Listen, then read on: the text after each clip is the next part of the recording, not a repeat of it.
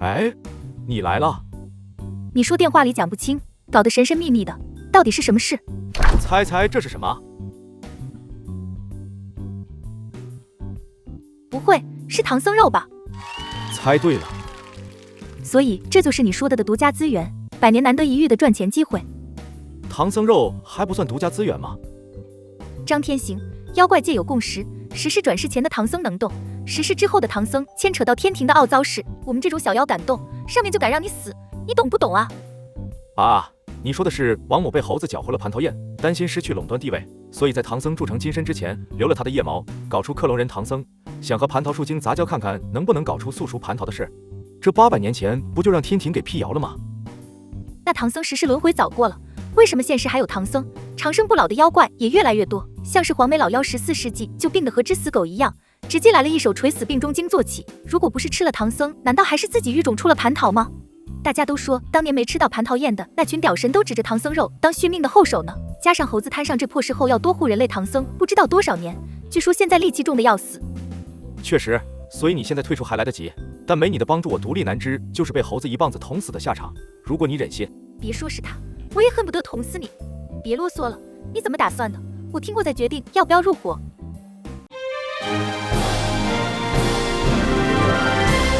我叫张天行，中专毕业后就在狮驼岭上班，经历了公司从传统山寨到转型互联网公司和转型失败倒闭的过程。这是我的前同事季佳怡，早我3年离开狮驼岭，前上司是色狼，所以他经常主动帮我背锅。离职后他开了家修车厂，我失业的时候也去帮过工。传统妖怪山寨在现代社会是很难生存的，公司领导只能坚信，若是找到唐僧肉，售卖加以此吸引高端人才，便能让整个公司扭亏为盈。转型成互联网公司后，做生意的本事没学会，加班内卷倒是学了个明白，没有项目就加班出怎么抓唐僧的计划书，练习各种偷袭手法、烹饪方法，还搞各种大小测评比赛，美其名曰拿数据说话。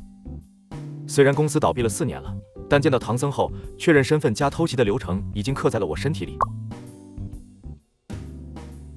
您好，您订的披萨到了。谢谢施主。哎，您是不是送错了？我们要炸鸡。啊，这不是快到午休时间了吗？炸鸡剩得多，卖不掉也是浪费，所以我拿了2块送您。施主的好意，贫僧心领了，但出家人不食荤腥，施主还是自己吃吧。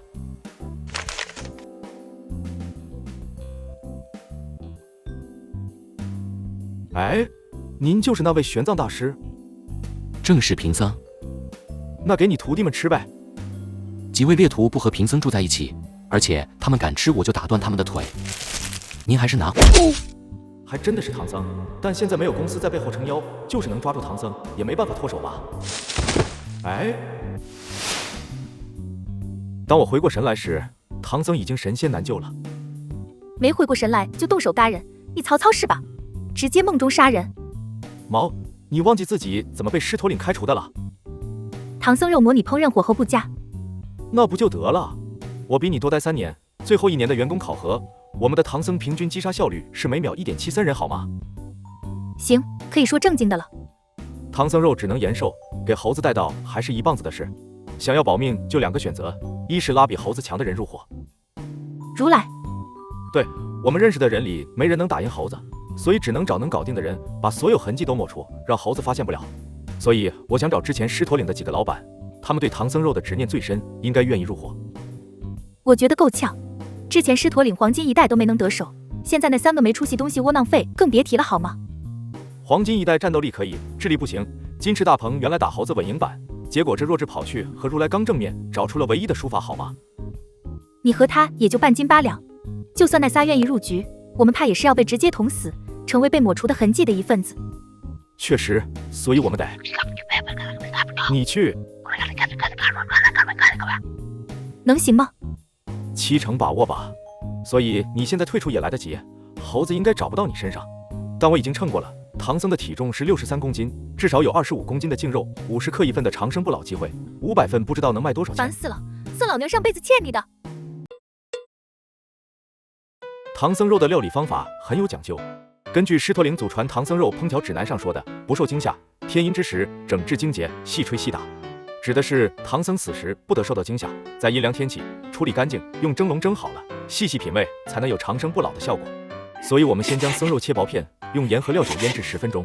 用唐僧平时蒸包子的蒸锅，加入适量清水，放入蒸架，将腌制好的松肉片均匀铺在蒸架上，将蒸锅盖好，大火蒸约15至20分钟。等待期间，可以准备下一批的肉片。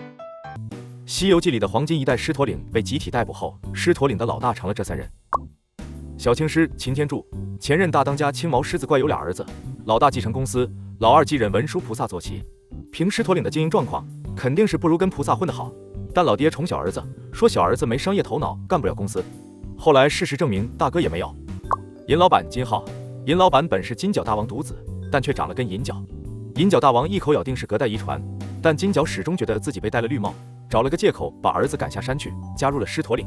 莲花洞被猴子通关后，一大半小妖们跑去投奔了金浩，在狮驼岭风头一时无两，恰逢当时在选2当家，就给这家伙占了便宜。遮天陈汉生，金翅大鹏鸟是子嗣都没留一个，就敢和如来刚正面的超级弱智，所以在他出事后，冒出来几10个自称是他儿子的禽类妖怪。于是狮驼岭让他们打了一架，赢的人当3当家。陈汉生战斗力在3妖之中最强，但这家伙长得黑就算了，还喜欢穿金色来凸显自己的金色大鹏血脉。员工们觉得他品味不行，给起了个绰号叫乌鸦。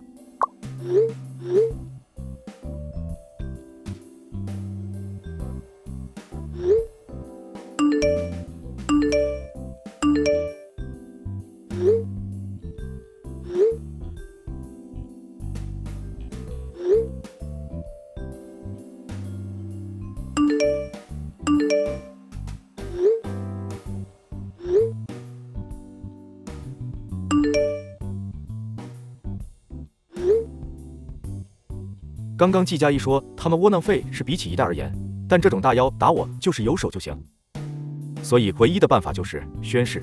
誓言对修行中人有极强的约束效果，如果能让他们3个发誓，并且互相牵制，事情就好办了。万一有人不愿意，我选的照片很谨慎，透露不出位置信息，短时间内不会被他们找到。找到你了，程总，好久不见，我都开反定位了，还被您给找着了。招聘 App 上能看到你现在在哪上班，打电话给披萨店，说你出门送外卖了。你们这店外卖半径是3公里，一共7万多户人家，对于拥有金翅大鹏血脉的我来说，顶多半个钟头就找到了。一家家找过来，你不怕被告偷窥？我瞥一眼就走，性质最多和敲错门了差不多。好了，别想拖时间，赶紧把你杀了，我还要找唐僧肉呢。等等，唐僧肉的位置只有我知道。这里是唐僧的家，猴子随时可能会回来，你还敢留在这里？应该是你从唐僧那得知他徒弟短时间内不会回来吧，所以比起出去有暴露的风险，不如在这儿把事情都搞定。但如果你真全准备妥当了，也没留在这的必要了。所以你刚杀了唐僧也没多久，能藏东西的地方最多就附近几公里，我自己找就行。和那2傻逼竞标至少要花几，我就是找上几年也比这划算吧。我能记了走啊，就算查得到快递信息，我也可以发10个不同包裹，其中1个托朋友转交给朋友再寄走，最后藏在3000公里外某家快递冷链中转站的冷库里，和一堆牛肉放在一起。你得找到什么时候？有道理，那就留你一条命。等我找个精神控制的妖怪，等你交代完了再杀你。这敢发出声音就杀了你。你好，收快递。这家伙果然在寄快递，说明唐僧肉可能还在这屋子里。不过我得确认下他寄出去的地址有备无患。你好，地址给我看下。地是这个。快递员趁着陈汉生视线集中在手机屏幕时，右手握着的签字笔要传笔头，直直扎向陈汉生的喉头。但陈汉生作为禽类妖怪中的佼佼者，动态视力和反应速度都是顶级，堪堪躲过了这记偷袭，只留下一道渗血的圆珠笔印。这就是你的底牌？我只是想让自己有个能和老板们坐着谈的机会。不是妖怪的黄色眼瞳，口罩遮脸，不想暴露身份，应该也不是人类里的修行者。你是神仙吧？试探我也没用，我已经立下誓言，会协助张天行，让拍卖顺利进行。如果你够强，根本不需要来这套先礼后兵，直接把我按在地上打就行了吧？大不了我让那2个傻逼一起来，3打1，就是要不了你性命，揭穿你身份也不难吧？让唐僧和蟠桃精杂交的事，天庭可是否认到现在呢。你倒好，神仙直接想吃唐僧肉，被传出去了，不是约等于在玉帝脸上拉屎？让我猜猜，被上次猴子搞砸蟠桃宴，寿命不够的神仙都有哪些个呢？那在他们赶来之前杀掉你，就能避免你们3人联手了吧？他猜的没错，我让季佳怡去找的是雷震子。雷震子肉身成圣，本来在神仙中道力就算是下等马，吃的2颗仙杏，法力又有限，估计撑不到100年就要嗝屁，算是神仙里目前最渴望延寿的家伙之一。虽然雷震子比狮驼岭这些窝囊废2代统领肯定要强，但要真要打起来，绝逼不是什么好事。你们2个都冷静点，大家目的其实都是一致的，长生和求财。25公斤唐僧肉，一口算50克，500份长生名额，分到每个人头上，至少是几十亿甚至上百亿的钱。说实话，我们这种在披萨店打工的妖怪，把巨头公司整倒闭的领导，和沦落到得吃唐僧肉续命的神仙，有一个算一个，都属于窝囊废。拿到20亿和拿到100亿都是财富自由，区别其实并不大。而我们要避免的最坏情况就只有一个，被猴子抓到。你们要真打起来，不说孰强孰弱吧，动静肯定不小，被发现的概率急剧上升。2位觉得是不是这个道理？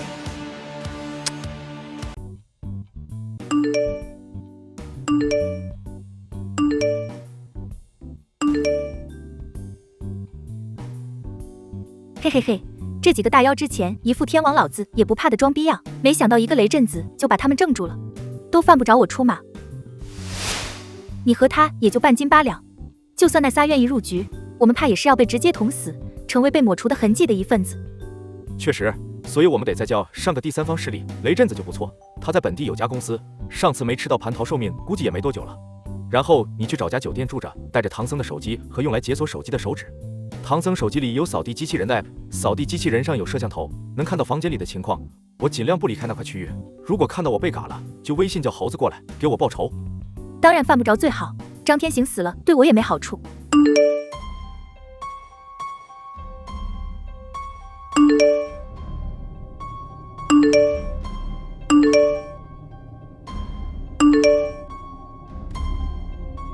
冷静季佳怡，现在猴子还什么都不知道，不回消息反而让他起疑。我们先看下唐僧发消息的措辞习惯，千万不能露出破绽。语气和82版《西游记》里的唐僧差不多，也很少秒回。那我现在回复正好。